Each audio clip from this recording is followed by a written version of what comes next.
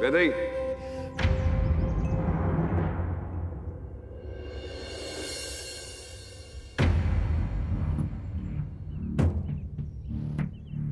अब चल अंदर।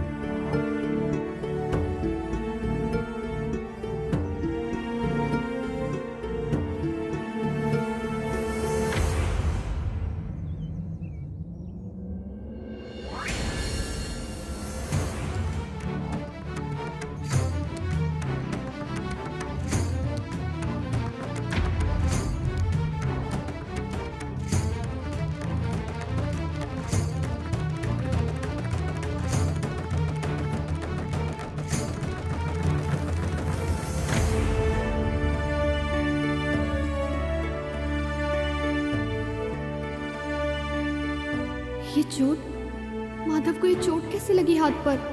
अपना बिल्कुल ख्याल नहीं रख सकता। मैं नहीं रहूंगी तो कौन इसका ख्याल रखेगा?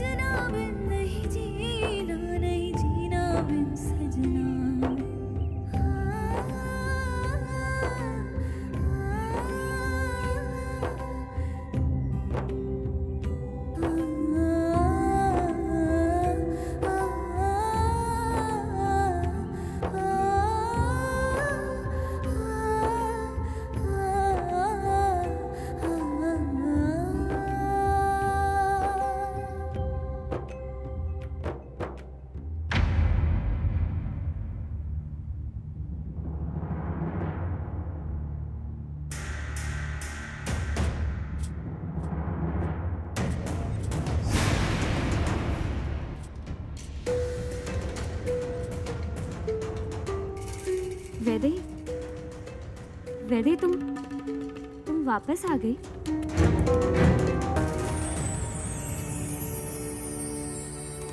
वैदेही, वैदेही, भगवान का लाख लाख शुक्र है कि तुम मेरी प्यारी सहेली को वापस लेकर आ गई।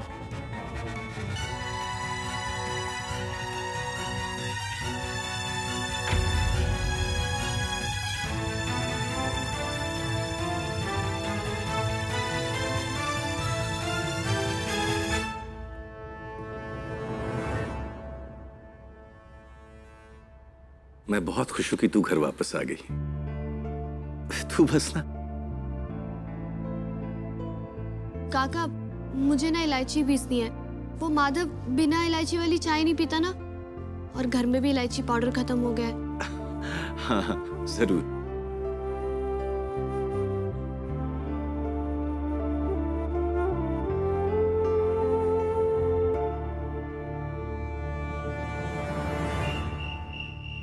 जरूर कोई ब्लैक मैजिक कर दिया है इस घर पर। मतलब काला जादू कर दिया है उस वैदेही ने, वरना मेरा इतना अच्छा प्लान कभी फेल ही नहीं हो सकता था। अगर माधव से मेरी शादी हो गई होती ना, तो आज करोड़ों में खेलती, और तुम्हारी एक वाइन की बोतल क्या पूरी की पूरी दुकान खरीद कर दे देती। स्टूपिड। ओ हेलो मैडम, छोटी सोच हमारी नहीं है, हमारी सोच तुझसे कई गुना ज्यादा बड़ी है, समझी? माधव भैया के पैसों से है ना, इतना बड़ा ब्यूटी पार्लर खोलूंगी ना, देखना तू, एक से एक लेटेस्ट ट्रीटमेंट करवाने आएंगे लोग। बढ़िया ही वाइन की पूरी शॉप दे दूंगी। हाँ, और मैं भी एक बड़ी सुपर डुपर हिट पिक्चर बना लेता। सोचा था तुम्हें भी एक रोल दे ही दूंगा, लेकिन अब नहीं दूंगा, क्योंकि फ्लॉप एक्टर्स को मैं अपनी पिक्चर में चांस नहीं देता। हाँ, चुप हो जाओ सबके सब।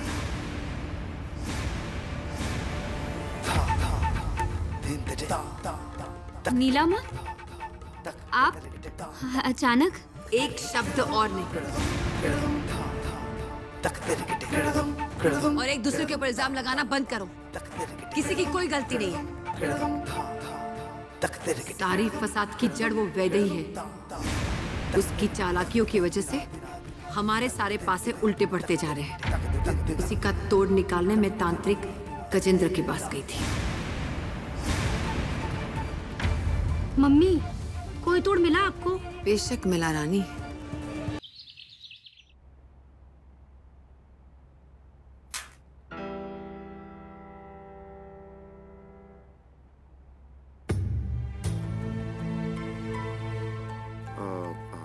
हाँ दुष्यंत, क्या प्रॉब्लम हुई है?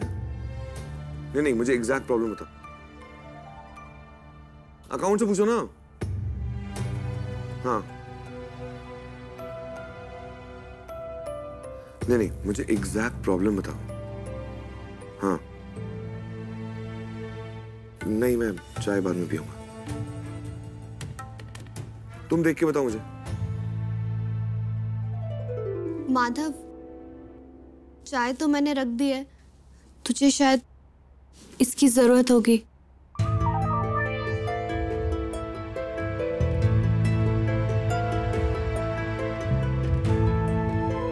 हाँ, मैं वही सोच रहा था कि फोन में आवाज कैसे नहीं आ रही है। Thank you.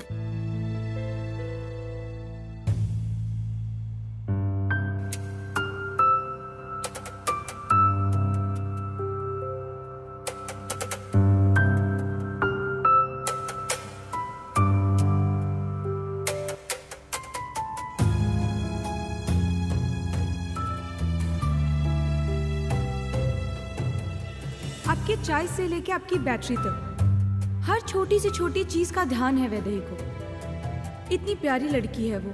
ऐसी लड़की का ना दिल दुखाकर आपने बहुत गलत किया है माधव। जब से तुम गई हो ना, मेरी खुशियां, मेरी अच्छाई सब खत्म हो गया है।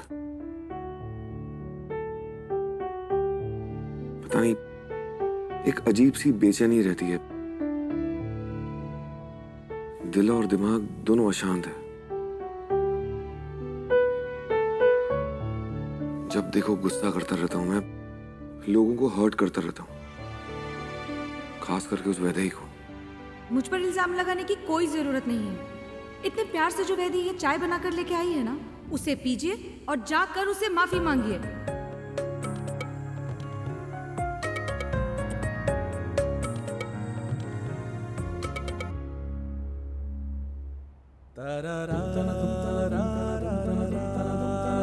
जैसी चाय तुम बनाती थी ना, बिल्कुल वैसी चाय बनाई है इसने। बहुत अच्छी बनाई है।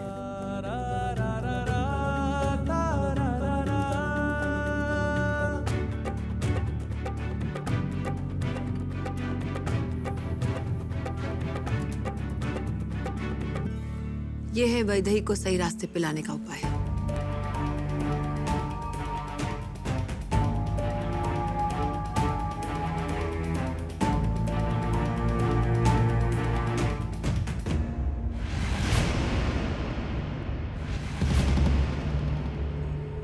तांत्रिक गजेंद्र ने कहा है, इन चारों गुड़ियाओं को वैदेही को अपने हाथों से हवेली के चारों कोनों में रखना पड़ेगा। अगर 2 दिन में ये गुड़ियाएं काली हो जाएगी तो इसका मतलब है कि वैदेही ने माधव पर जादू टोना किया है। और अगर ये बात सच निकली तो तांत्रिक गजेंद्र ऐसा उपाय देंगे जिससे वैदेही की कहानी खत्म हो जाएगी।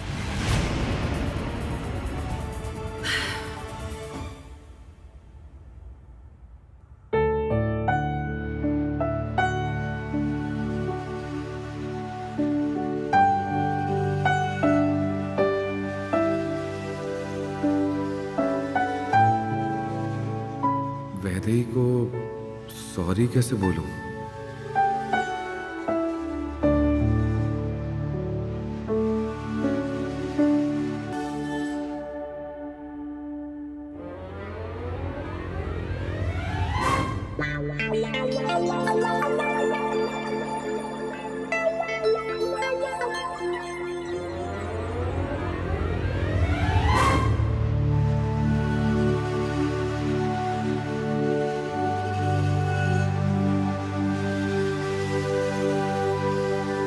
वैदेही, माधव, मैंने देखा नहीं तुम्हें। वो एक्चुअली मुझे ये कहना था कि ये जो तुम कपड़ा पीला रंग रही हो, लेकिन शिवरात्रि की पूजा में तो लाल रंग का कपड़ा इस्तेमाल होता है।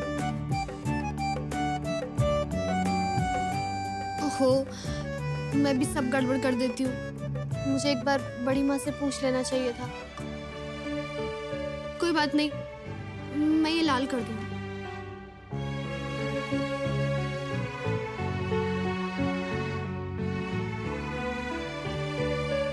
वो एक्चुअली मैं ये कह रहा था कि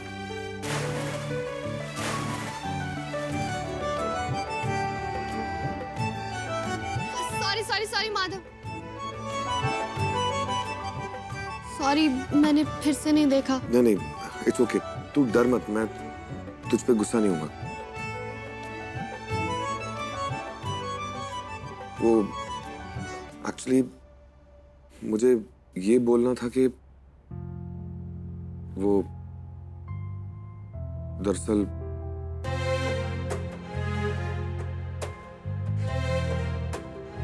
वैदेही,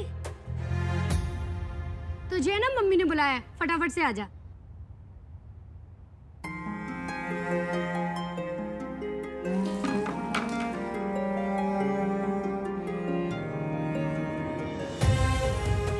मैं जब भी कोई अच्छा काम करने वाला होता हूँ उसमें अड़चन आ ही जाती है।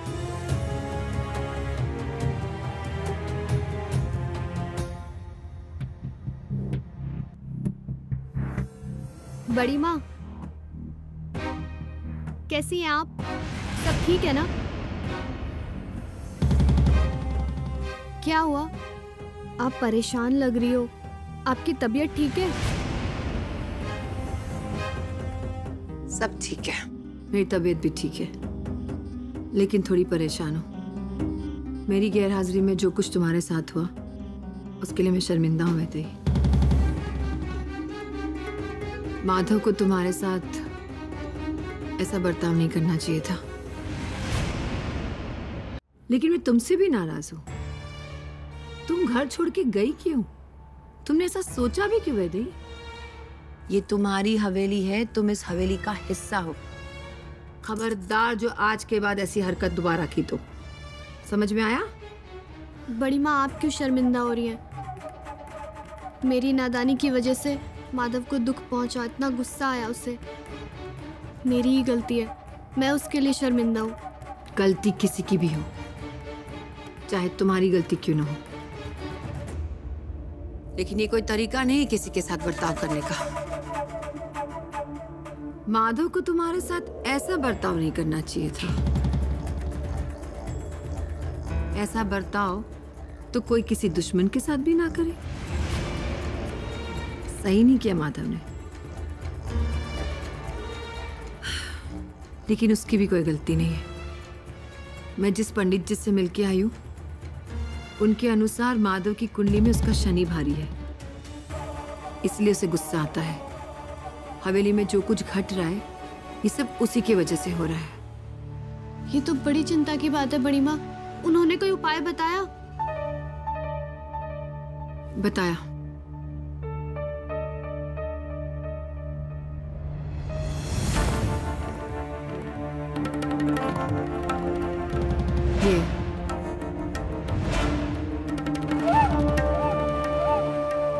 ये 4 गुड़िया को महल के 4 कोने में रखना है। ऐसा करने से महल में होने वाली सारी मुसीबतों का अंत होगा, माधव शांत हो जाएगा और माधव का मन हल्का हो जाएगा।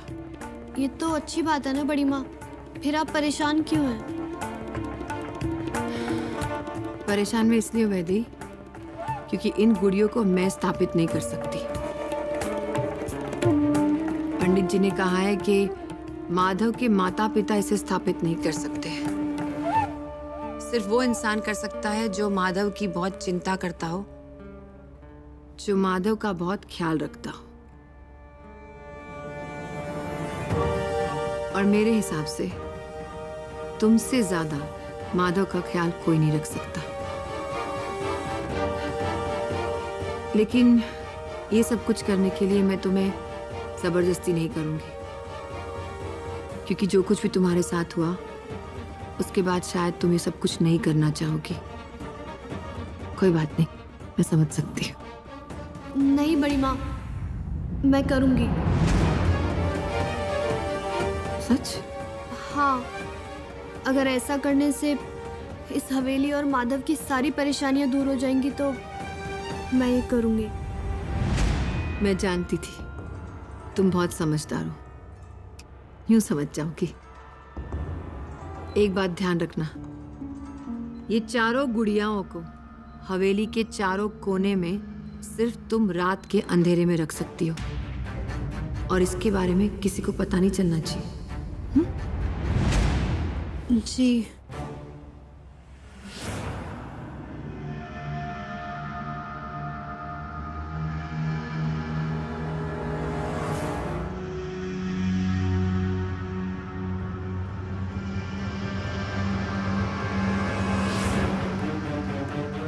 कितनी मासूम दिखती है ना वैदेही, लेकिन है एक नंबर की शातिर। तू शेर है तो मैं सवा शेर हूं वैदेही। अगले 48 घंटे में तेरे सारे टोटके का हल मेरे पास होगा। तुझे तेरी नानी ने याद दिला दी ना,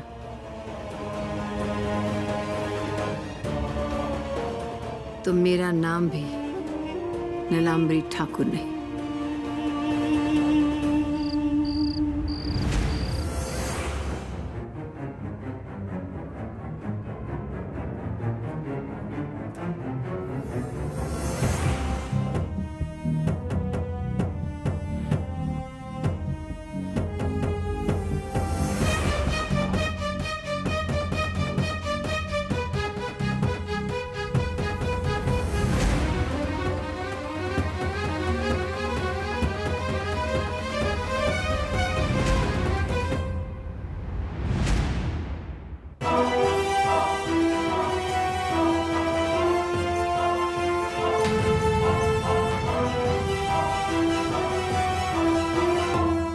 क्या हो रहा है?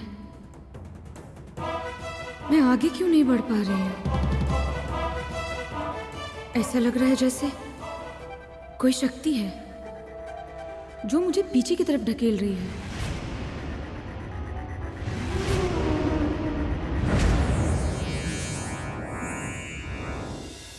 बड़ी माँ, मैं आप ही के पास आ रही थी। वो पंडित जी ने जो उपाय बताया था ना, वो मैंने कर दिया। अब बस भगवान से एक ही प्रार्थना है कि माधव का मन शांत हो जाए। मेरी भी भगवान जी से यही प्रार्थना है कि जिस काम के लिए तुमने ये उपाय किया है, उस उपाय का फल जल्द से जल्द मिले।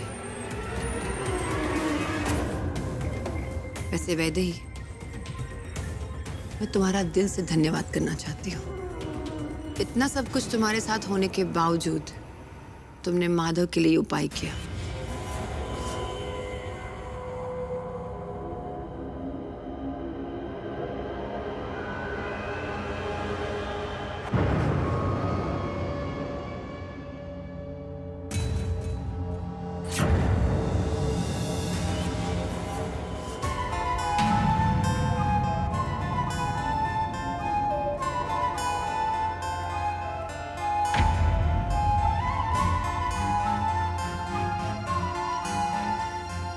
मैं जानती हूँ ये तुम्हारी कोई नई चाल है, तुम्हारा अगला वार। पर तुम चाहे जितनी भी चालें चलो नीलांबरी, जब तक मैं इस घर में हूँ, तुम वैदेही का बाल तक बांका नहीं कर पाओगी।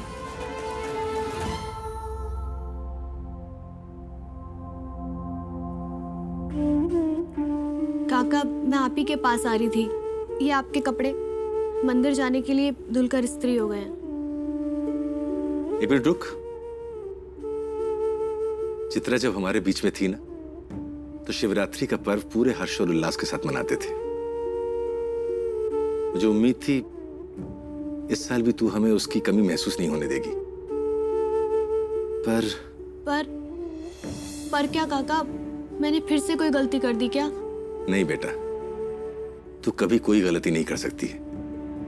नादानी कर सकती है, पर गलती नहीं कर सकती। पूरे दिल से अपने सारे फर्ज निभाती है, फिर चाहे वो माधव को चाय देने का टाइम हो या फिर मेरी दवाई का। कुछ नहीं भूलती, सिर्फ एक चीज भूल चुकी है, खुश रहना। जो वैदेही खुल के हंसती थी, पूरे वक्त बातें करती रहती थी, जोश और उल्लास से भरी रहती थी, वो वैदेही न जाने कहाँ खो गई है। नहीं काका, अपने बचपने की वजह से ना मैंने माधव को बहुत परेशानियों में डाला है। इसलिए मैंने तय किया है कि अब चाहे जो हो जाए मैं कोई बचपना नहीं करूंगी, सारे काम समझदारी से करूंगी। बस पहले आपको ये वस्त्र देना भूल गई थी, मंदिर से पोती पत्र लाने के लिए।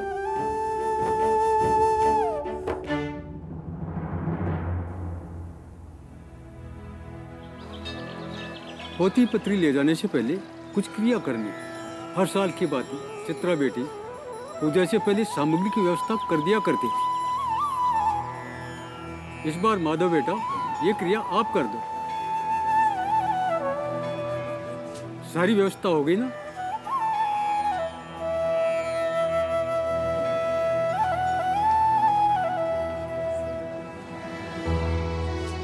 रोली चावल मंदिर पहुंचा दिया है। प्रसाद सुबह तक तैयार हो जाएगा। लालटेन भैया मंदिर लेके चले जाएंगे। पूजा की थाल तैयार है। अब तुमने शो ऑफ कर रही हो, जैसे तुमने अकेले ही पूजा की सारी तैयारियां कर ली। पर मैंने सच में सारी तैयारियां कर ली हैं। मैं नहीं चाहती थी कि महाशिवरात्रि की पूजा में ना कोई भी प्रॉब्लम आए। हाँ, अगर आपको इसे शो ऑफ कहना है तो कह लीजिए, या आप ये भी कह सकते हैं कि आपकी बीवी कितनी एफिशिएंट है। मिस्टर माधव, गेंदे के फूल। ओह नो, गेंदे के फूल। मिसेस परफेक्शनिस्ट, अब क्या हुआ?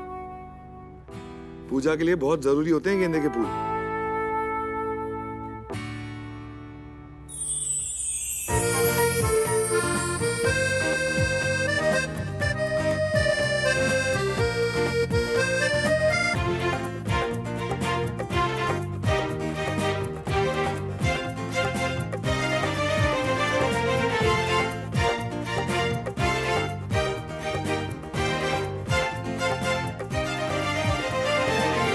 अच्छा बाबा, मैं मान गया, तुम हो मिसेस परफेक्ट। मैं मिसेस परफेक्ट इसलिए हूँ क्योंकि आप मिस्टर परफेक्ट हैं।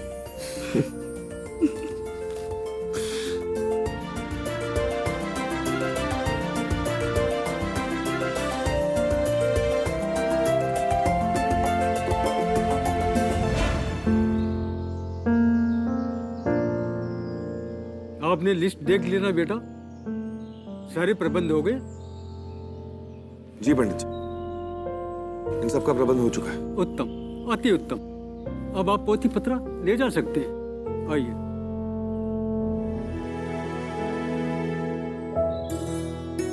हे प्रभु, ठाकुर परिवार के चिराग माधव ठाकुर आए। हर साल की भांति ये पूजा की पोथी लेकर जाएंगे और पूजा होने के उपरांत ये पोथी वापस आपको अर्पण कर देंगे। इन्हें आशीर्वाद दीजिए। चित्रा के जाने के बाद मेरी खुशियां भी चली गई। मेरा मन बहुत अशांत है। मैं आपसे बस एक ही प्रार्थना करना चाहता हूं कि चित्रा की आत्मा को शांति दिला दीजिए। मुझे और कुछ नहीं चाहिए।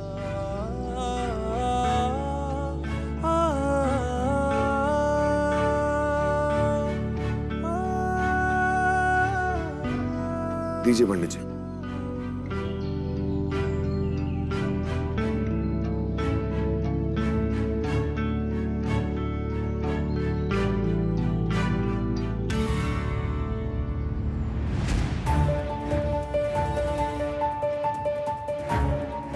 इसमें तो एक और पोथी पत्र है, लेकिन हम पूजा तो इससे करते हैं। अरे अरे, वो कुछ नहीं माधव, घर में जाके पूजा तो इसी से होगी। चलिए पंडित जी। एक मिनट, आप लोग मुझसे कुछ छुपा रहे हैं, ये मुझे महसूस हो रहा है।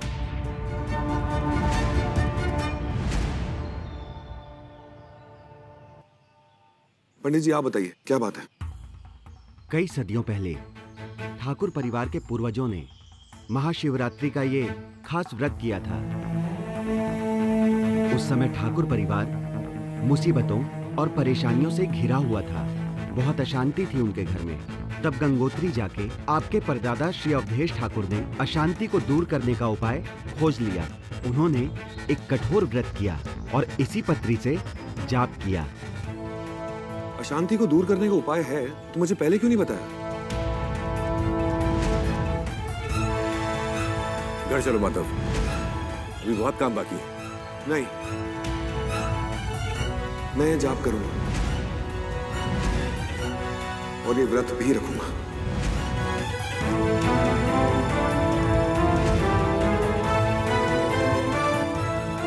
वैसे माधव बेटा गलत नहीं बोल रहा। आपने मुझे बताया था कि चित्रा बेटी के अस्थियों का विसर्जन ठीक प्रकार से नहीं हुआ था। शायद ये जाप और व्रत माधव कर ले तो चित्रा की आत्मा को शांति मिल सकती है। ये आप क्या कह रहे पंडित जी? क्या आप भूल गए कि मेरे दादाजी के साथ क्या हुआ था जब उन्होंने जाप और व्रत किया था? ये आप कैसे कह सकते हैं? क्या हुआ था उन्हें? पंडित जी बोलिए, क्या हुआ था उन्हें?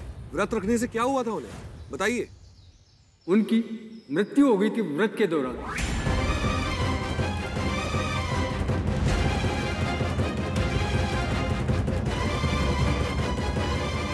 ये बहुत ही कठिन व्रत होता है।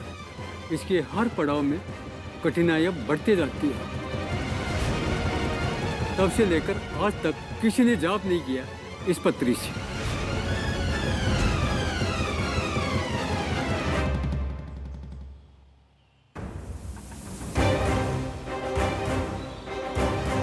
उनकी मृत्यु हो गई थी तो इसका मतलब ये नहीं है कि व्रत रखते समय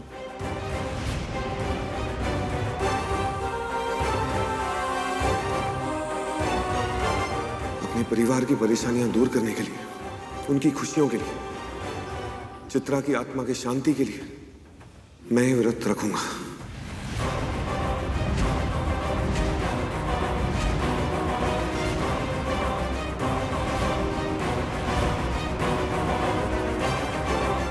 माधव, पागल हो गए हो क्या? पंडित जी ने क्या बोला तुम्हें सुनाई नहीं पड़ा? और तूने नहीं सुना मैंने क्या कहा? अगर ये व्रत रखने से मेरी मौत हो जाती है तो मुझे कोई संदेह नहीं। कम से कम इस परिवार की खुशियां वापस आ जाएगी, चित्रा की आत्मा को शांति मिलेगी। मैं ये व्रत रखूंगा और अगर इसमें मेरी मौत हो जाती है तो भले ही हो जाए, लेकिन इस जाप से सबका फायदा ही होगा।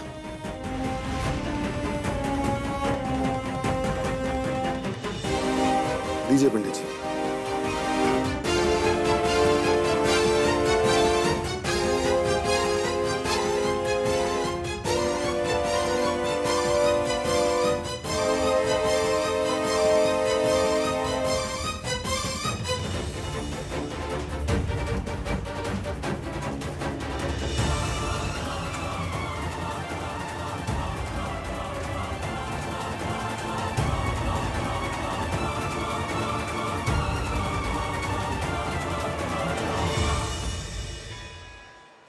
चाची नमस्ते।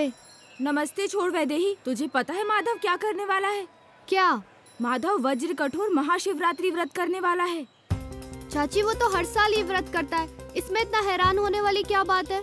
ये कोई ऐसा वैसा व्रत नहीं है। अब मैं क्या बताऊं तुझे, मुझे सच में बड़ी चिंता हो रही है माधव की। तू एक काम कर, घर जा जल्दी, तुझे खुद ब खुद पता चल जाएगा।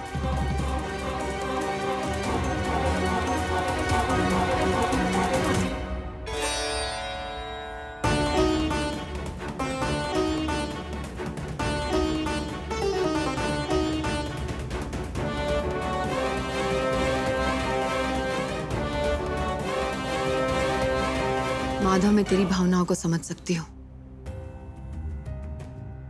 हम सब जानते हैं कि तुम ये व्रत चित्रा बहू की आत्मा की शांति के लिए कर रहे हो, लेकिन मेरी बात भी सुन। ये व्रत करने से तेरी जान को खतरा हो सकता है, और एक माँ होने के नाते मैं तुझे व्रत करने नहीं दूंगी। माँ, आपको पता है मैं आपकी किसी भी बात पे ना नहीं बोल पाऊंगा। आपकी बात सुन के अनसुना कर दूं, इस शर्मिंदगी से मुझे प्लीज बचा लीजिए। सच में मुझसे प्यार करती हैं, आपको मेरी परवाह है, तो आप मुझे नहीं रोकेंगे।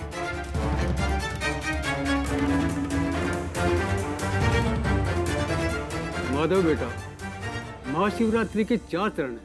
नंदी पूजा आपने समापन कर ली। इसके बाद शिवलिंग पूजा, नाग पूजा और हलाल पूजा नियमानुसार सूर्यास्त से पहले समापन करना होता है, तभी व्रत पूरा होता है। इसी पूजा के दौरान अगर थोड़ी बहुत भी गलती हो जाती है तो प्रलय की नौबत आ जाती है। व्रत करने वाले व्यक्ति के जीवन में मृत्यु का साया बना रहता है।